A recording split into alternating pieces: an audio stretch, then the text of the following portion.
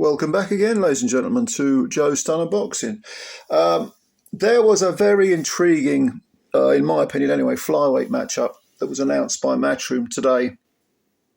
It's going to take place on November the 30th, and it's going to be between Sonny Edwards, 21 wins with only 4 KOs, 1 defeat to Bam Rodriguez, and Galal Yafai, the Olympic champion, 7-0 with 5 KOs. Yeah, good matchup this. Now, Edwards is, they call him, as a Marmite character. I suppose that's an accurate description. He's lots of flash and dash, lots of skills, doesn't hit hard at all, doesn't try to hit hard.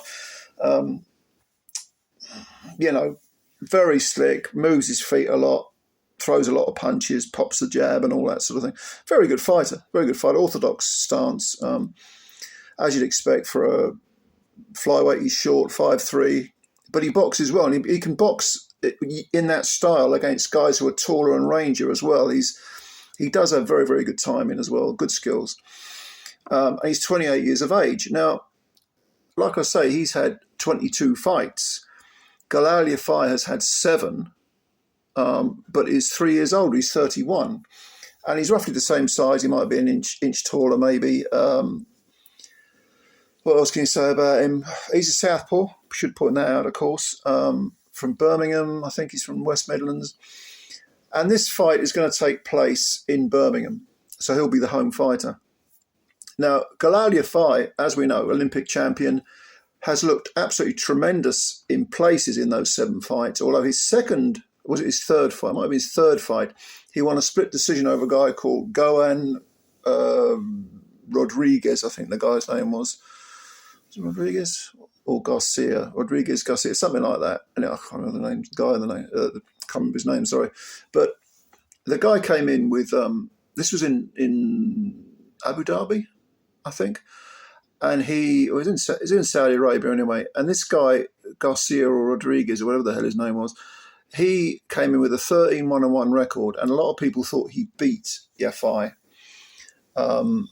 Well, I watched that fight and I thought Yafai won it. And then so many people said to me, no, he didn't win it. Watch it again. It's normally if I get a lot of people saying that, I'll go, okay, I'll watch it again.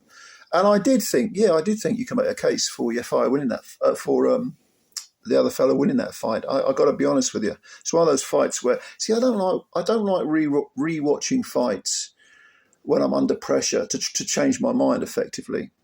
So I have to leave it for a while, let the dust settle, and then watch it again. And I remember thinking, okay, yeah, I can see where people are coming from. But apart from that fight against Goan, whatever his name was, Rodriguez Garcia, I think his name is. Apart from that fight, Yafai's looked good. He's looked very, very good. I mean, he won this WBC international thing, I think, in his first contest, and he won it by KO. And he defended it. I think he's defended it so he's been a titleist every single fight he's ever had. I remember him knocking out Tommy Frank in the first round. It was just completely outclassed, Tommy Frank was. And he had a 10-round decision against a guy with a decent record, although I remember thinking, I can't remember that guy's name, but I remember thinking he was catching Yafai a little bit too much. I thought Yafai needs to work a little bit on his defence, be a little bit less cavalier when he comes forward, because he does come out to hurt you, Yafai. It's like, I mean, the likes of Tommy Frank, who's a domestic level fighter, you can overwhelm him, which he certainly was overwhelmed. I mean, the fight was over in like 90 seconds or whatever it was. But world-class or fringe world-level fighters, you're going to have to do a little bit more. And you've got to be a little bit more crafty, have a bit of a higher ring IQ. Admittedly, I have to concede that even though he stayed amateur until he won the gold medal and he didn't turn pro till his late 20s, I don't think he's got that sort of, amateur hangover. I don't think the style I think he has adjusted his style to a professional style, Yafai.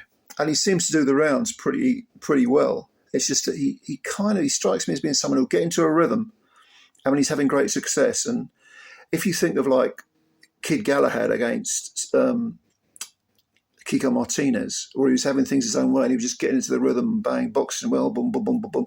And he got into that rhythm. And eventually, if you keep that rhythm, if you keep a rhythm going, you can be timed by the opponent. The opponent can see the patterns and can time you, which is what Kiko Martinez did to Kid Galahad. And the way that Yafai boxes sometimes, I get the impression he could come a cropper. He doesn't vary his work. He's got all the tools in the box. He fires all the correct punches, but it's sort of rinse and repeat. You know what I mean?